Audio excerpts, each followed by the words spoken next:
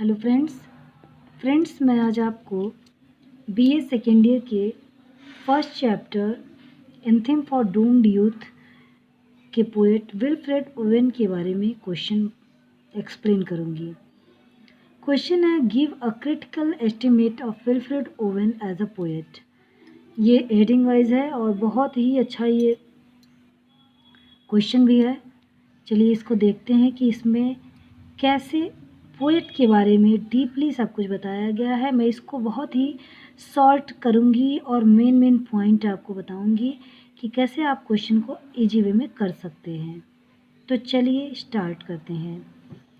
Question है, give a critical estimate of Wilfred Owen as a war poet. War के बारे में इन्होंने जो लिखा है वो तो आपने पढ़ा ही है। एंथेम फॉर डूम्ड यूथ में इन्होंने वार को बहुत ही अलग तरीके से रिफाइन किया है। जो एक ट्रेडिशनल वे था, लोगों के मन में जो बातें थी कि वार में कैसे बहादुरी के साथ जो सोल्जर होते हैं वो लड़ते हैं और अपने प्राणों की बलि चढ़ाते हैं।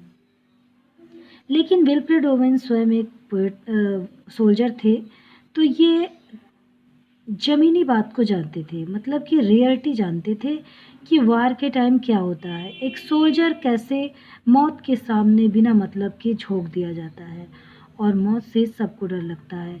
लेकिन जो सोल्जर होता है, जो जानवर की भांति मरता है युद्ध के मैदान में, उसके लिए हमें कोई भी कर्मकांड करने की ज़रूरत नहीं है। ऐसी इनकी विचारधारा है। तो अब पढ़ते हैं the poets of the 1914-18 war background. War का जो बैकग्राउंड है उसके बारे में पहले थोड़ा जान लेते हैं। With the outbreak of first world war. Outbreak का मतलब होता है स्टार्टिंग, प्रादुर्भाव। जब फर्स्ट वर्ल्ड वार प्रारंभ हुआ, modern crisis entered into a new phase. नवीन संकट, क्राइसिस संकट, सभी क्षेत्रों में एक नया संकट आने लगा।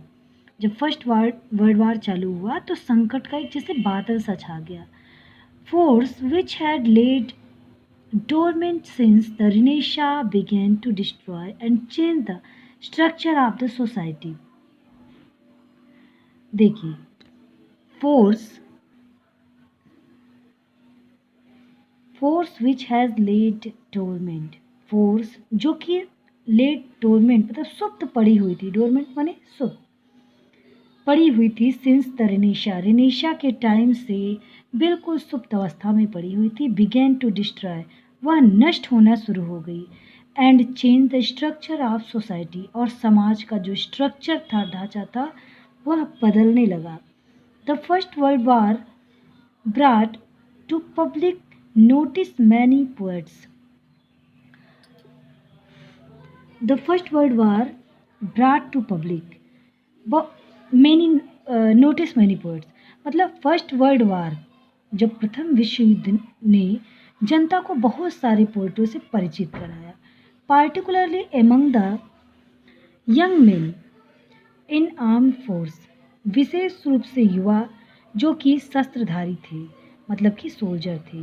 At the same time it provided new source of inspiration for writers of established reputation. At the same time, it provide a new source. इसने एक नए साधन का प्रबंध किया। of inspiration for writers, लेखकों के लिए प्रेरणा का। of established reputation, अपनी प्रतिष्ठा को establish करने के लिए। Many of the young poet were killed or died in the struggle.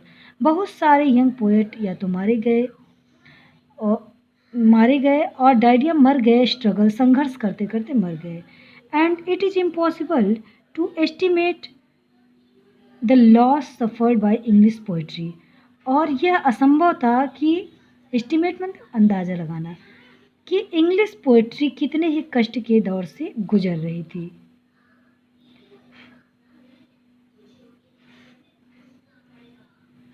Due to their death, उनकी मौत की वजह से। The poets of the period, उस पीरियड के जो पोएट थे, according to their reaction of the war के लिए जो उनका एक्शन था, may be divided into two group, वह दो ग्रुपों में बट गया।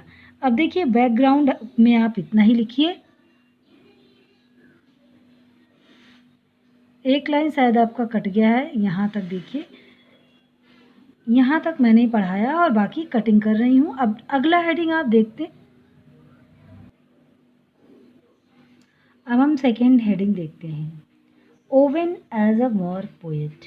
Wilfred Owen has been regarded as the greatest of the war poet who emerged during the First World War. Wilfred Owen को बहुत ही महान कवि माना गया जो कि वर्ल्ड वार के दौरान प्रकट हुई, इमर्ज्ड में प्रकट हुई। He was not ingrained heroic romanticism. उनके अंदर बहादुरी, प्रेम, मोहब्बत वाली बातें नहीं थी, मतलब कि रोमांस वाले कवि वो नहीं थे। War for him was not fun, और युद्ध उनके लिए मजाक नहीं था। Pleasure and excitement of the chivalrous kind, और आनंद, उत्तेजना, इस प्रकार की भावनाएं उनके लिए वार के प्रति नहीं थी। इट वॉज फिल्थी, बहुत ही खराब, फिल्थी मतलब bad. It was filthy, miserable, nasty and intolerable. War जो था उनके लिए बहुत ही खराब था, कष्टकारक था और बुरा था और असहनीय था। As a poet, Owen began his career under the influence of romantic tradition of Keats and Tennyson. Owen ने तो अपना कैरियर रोमांटिक ट्रेडिशन से, किड्स और टेनिसन के अंडर में ही स्टार्ट किया था, but French poetry but after his meeting with Sassoon, लेकिन जब उन्होंने 1917 में सेशन से मुलाकात की, his subject matter radically change, बहुत ही तेज़ी के साथ उनका जो सब्जेक्ट मैटर वो चेंज हो गया। With frank realism Owen set out a present of whole reality of war. Owen ने युद्ध की वास्तविकता को लिखना शुरू किया। The boredom, the horror, the cruelty, futility and hopelessness. बहुत ही बोरियत भरा, भयानक, कठोर और निरर्थक, निराशा, होपलेसनेस में कोई आशा ही नहीं है, ये सब जो वार की रियलिटी थी, and above all the pity of it, और इन सब से ऊपर जो बढ़कर दया की भावना, ये सब उन्होंने अपने पोएम्स के माध्यम से जो जनता है उनके सामने एक सोल्जर के दुख को प्रकट किया। अब अगला हम हेडिंग देखते हैं। अगला हेडिंग है a consideration of his major war poems. Only 4 of Owen's poem were published in his lifetime. केवल 4 ही उनकी वार पोएम पब्लिश हुई ओवेन की। However, the finest of his war poems were written during the intense creative period of 11 months, which terminated in September. यद्यपि finest वार poem, जो उन्होंने सबसे शुद्ध, उच्चतम वार पोएम्स लिखी है, वह गंभीर पीरियड के दौरान लिखे उन्होंने 11 मंथ के, और विच टर्मिनेटेड इन सितंबर 1918, और जो कि 1918 के सितंबर में ख़त्म हो गया। Among these poems include, इसमें जो पोएम हैं वो कौन कौन से हैं? The seed, dulce et decorum, strange meeting, the next war, futility and anthem for doomed youth, जो कि हमारे कोर्स में है। All these poems deals with the tragic aspect of war. ये सारे जो पोएम हैं दुखद पहलुओं को प्रस्तुत करते हैं। The strange meeting is probably the best of Owens war poem. Strange meeting जो है ये संभवतः सबसे अच्छी वॉर पोएम है। और अब हम उस पोएम के बारे में देखेंगे जो हमारे कोर्स में है, उसको हम थोड़ा सा डिफाइन करेंगे अपने क्वेश्चन में, जो कि यहाँ से है। देखिए, इन एंथेम फॉर डूम्ड यूथ जो हमारे कोर्स में है, Owen brings out the uselessness of rites and ceremonies commemorating the soldier who dies as cattle.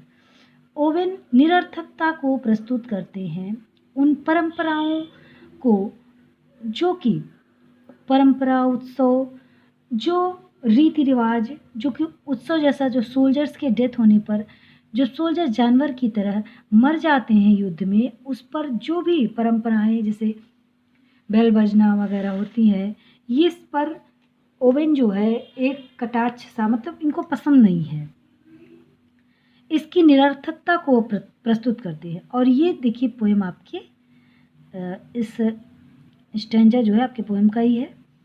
अगर आप इसको याद करके लिख सकते हैं तो बहुत ही अच्छा होगा, इस पे आपको बहुत अच्छे मार्क्स मिलेंगे। अब हम आगे देखते हैं his realism. Owen himself experience the first world war as fighting.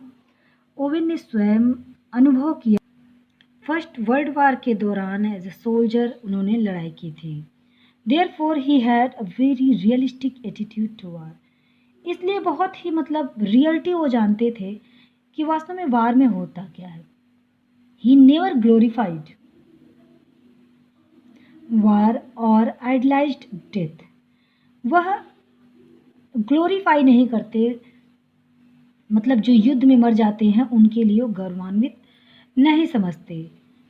और आइडलाइज, ये कोई आइडलाइज डेथ नहीं होती, आदर्शवादी और गौरवान्वित करने वाली डेथ नहीं होती, क्योंकि जो मरते हैं वो कैटल की बात मरते हैं। And it is a pity matter. He himself wrote, उन्होंने लिखा है स्वयं ही। All a poet can do today is warn. सारे पोएट क्या कर सकते हैं? वार्न कर सकते हैं। That is why the true poets must be truthful. क्योंकि जो सच्चे कवि होते हैं उन्हें सच्चा ही होना चाहिए। इट साउंड ईजी, ये सुनने में आसान लगता है, but it is not easy to tell the truth in the poem. लेकिन यह आसान नहीं कि अपनी कविताओं में सत्य को रखा जा सके। Specially the truth from which the memory recoil.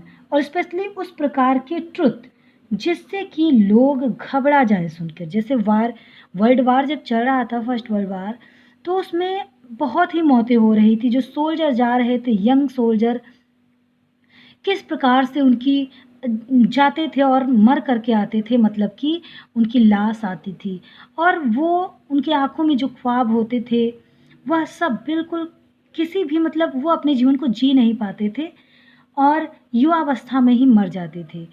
तो ये सब उनको बहुत ही दर्दनाक लग रहा था, क्योंकि वार जो है वो कभी भी अच्छा नहीं होता है। इसमें निर्दोष लोग बहुत मारे जाते हैं, इसलिए वो वार का विरोध करते थे और चाहते थे कि सभी लोग इस रियलिटी को प्रस्तुत करें ताकि ये जो वार है उसको समाप्त किया जा सके। इस प्रकार ये जो इनका विचार है, वास्तव में पहले तो पढ़ने पर अजीब सा लगता है, क्योंकि हम लोग ट्रेडिशनल यही जानते हैं कि वार क्या होता है, हीरोइक होता है। लेकिन वास्तव में इन्होंने रियलिटी को हमारे सामने प्रस्तुत किया और हमारे नज़रियों को बदला। अब हम आगे देखते हैं अगला हेडिंग, हिज पोएटिक क्राफ्ट्समैनशिप। इस हेडिंग को देखते हैं उनकी काव्य की जो शिल्पकारिता थी उसे। During the short span of his poetic career, मतलब उनका जो पोएटिक कैरियर था बहुत ही छोटा था, छोटी अवधि में ही, स्पैन मतलब अवधि होता है। Owen showed a rapid rapidly maturing, exploratory poetic mind। मतलब ओवेन ने दिखाया, बहुत ही जो छोटा पीरियड उनका था पोएटिक कैरियर का, उसमें उन्होंने अपने बुद्धिमत्ता का प्रदर्शन किया। अन्वेषणात्मक जो उनके अंदर टैलेंट था उसको उन्होंने शो किया।